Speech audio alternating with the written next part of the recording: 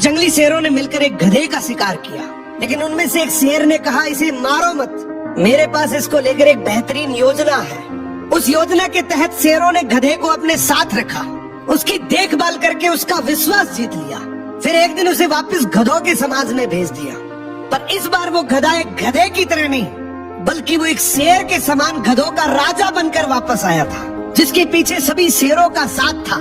इसलिए बाकी सारे गधे इससे डरने लगे और उसके खिलाफ बोलने से कतराने लगे। अब शेर जब जब उस गधों के झुंड को देखने आते, ये गधा अपने समुदाय के गधे को शेरों को खाने के लिए दे देता।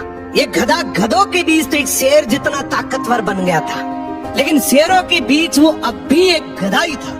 ये अपने जैसों पर तो राज करता था, लेकिन ये एक ऐसी ताकत से जुड़ा हुआ था जिससे वो बचकर भाग नहीं सकता था। इसने हजारों मासूम गधों की कुर्बानी दी, सिर्फ ये सोचकर कि इससे मैं और ज्यादा ताकतवर बन जाऊंगा।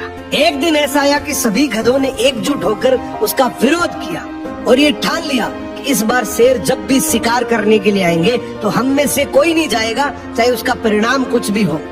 अगले दिन जब शेर आए तो ये गधा अकेला ही खड़ा था, इसके पास कोई दूसरा झुंड नहीं था। तो गधे ने शेरों से विनम्रता से कहा कि देखो साहब, मेरा खौफ अब खत्म हो गया, मेरी कोई बात नहीं मान रहा। तो शेरों ने डिसाइड किया कि चलो अब तू किसी काम का नहीं है तो तू ही साथ चल ले, आज का हमारा भोजन तू ही बनेगा।